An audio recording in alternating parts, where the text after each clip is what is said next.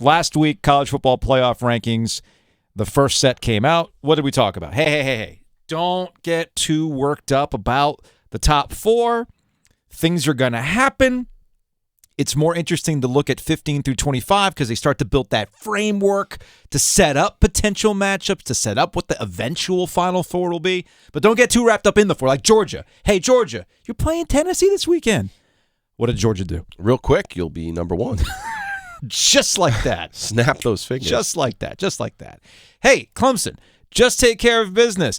The College Football Playoff Committee is actually making it work for you with ranked teams at the back end. Carolina at 17. Carolina will probably move up a little bit in Tuesday's rankings because you're going to face them in the ACC championship game. Oh, what did Clemson do? Fumbled. Yeah. Dropped the bag. And then the big shocker. LSU beating Alabama. My family. Big night for my family. I can't believe he had the temerity to go for 2. Yeah. And then he called the play that every high school coach in America calls when they have to go for 2. Mm-hmm. And it worked. It worked. Against Nick Saban. Like, just floored by that. Floored. Here's Nick Saban, Alabama head football coach. The second loss of the year for the Crimson Tide. Even this is a bridge too far to keep them in the college football playoff discussion. Here's Saban. Look, I can't blame the players. I'm responsible for all this stuff. So if we didn't do it right, that's on me. And we've got to do a better job of coaching the players so that, we give them a better chance to have success. And when we get opportunities, we can take advantage of it. That's classic old coach who's been around the block a few times. I'll take the blame for what happened. I think we can understand that maybe Alabama did not have its fastest of fastballs this season. It's caught up to them this year. I went into this season concerned about Alabama's skill position players. Sure.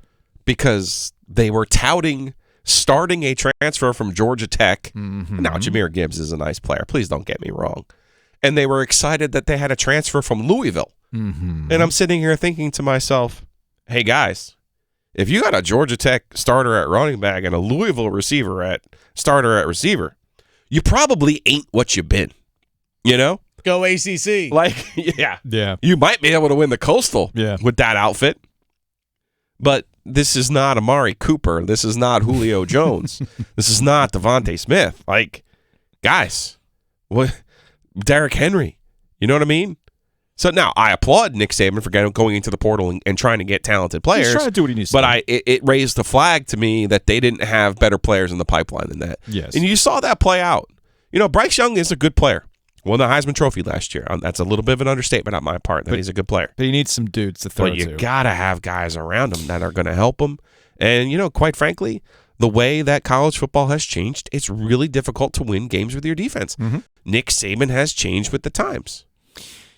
Which gets us to Dabo and Clemson. Yeah. And how they got worked by Notre Dame this weekend. And he also went the I'll take the blame route. Although this one a little bit different than Nick Saban, in my opinion. I'll explain. A really bad day, and all the criticism is warranted and just should be directed at me, period. So don't direct it at the players, don't direct it at the staff. Just it's on me. It's my responsibility. And again, in 14 years being the head coach, this is one of the most disappointing days that I've had as a head coach. And I've had some disappointing days, but never saw this coming tonight. And again, all the credit goes to Notre Dame, but we've got to move forward. So that's Dabo Swinney on the loss to Notre Dame. He said one of the more disappointing days. And yeah, it's disappointing for Dabo on multiple levels.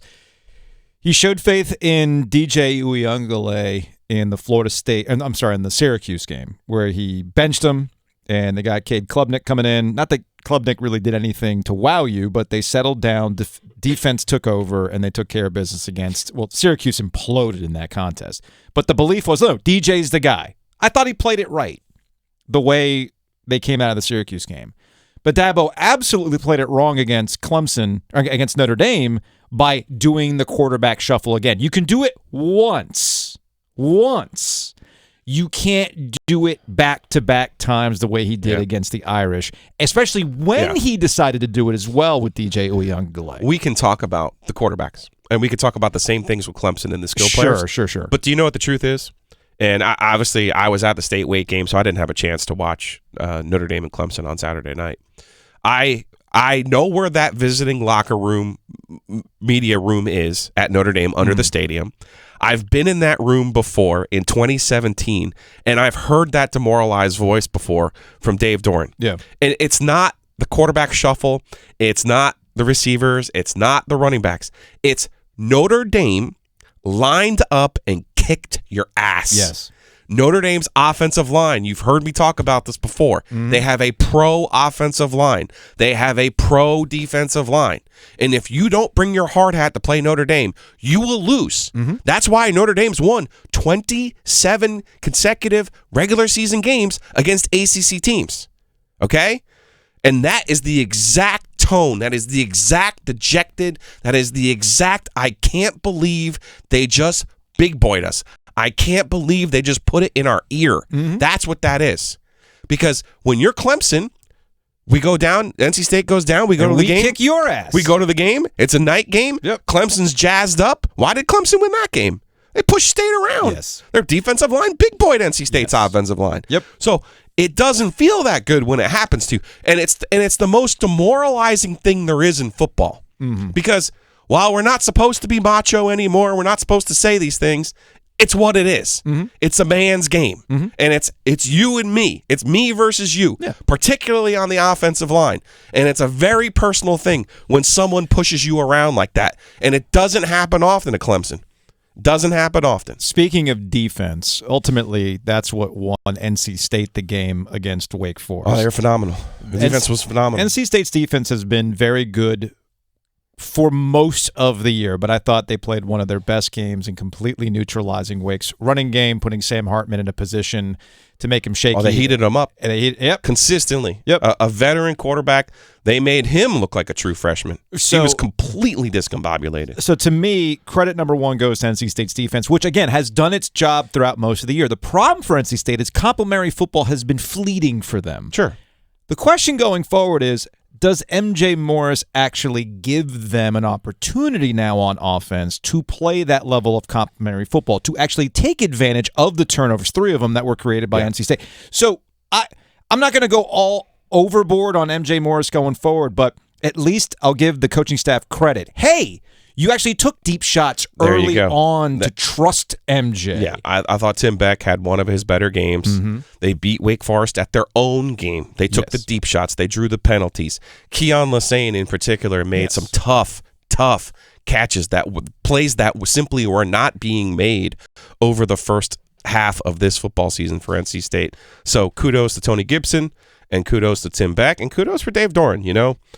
Dave, they lost 2 of 3, and it looked pretty bleak. But he has always done his best work when it looks bleak. So, and again, he's done that. Speaking of defense, on the other end of that, you got North Carolina, who's the defense kind of is what it is for the Tar Heels, but they've got Drake May. Speaking of games I watched this weekend, man, the Heels. God, I love Josh Downs. I love him. Yeah. But I just have no idea what they do on defense now. I have no idea. So our friend Ross Martin over at Inside Carolina put this out there as it relates to Sam Hartman and Wake Forest. That in the last 2 games against Louisville and NC State, the consistency here is that they play defense at both Louisville and NC State. 6 interceptions, 3 fumbles lost, 11 sacks, right?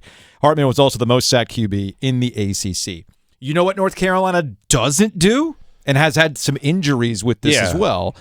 They don't do any of these things. And we saw Brennan Armstrong. You want to talk about time machine, Brennan Armstrong? Where did that come from? It was a get-right game for Brennan Armstrong, right? But Carolina is in the position they're in because they got the dudes on offense. But here's my concern for Carolina going forward, and that is simply, can you win a track meet with Wake Forest? I think they can. I think they will. I think they can. I think they will. But that game, we talk about 45-42, it might be 56-55. Yeah, it's going to be more. It's going to be more than that between the Tar Heels and the Demon Deacons. That should be a hell of a lot of fun. Take the over and wherever you go for that sort of stuff.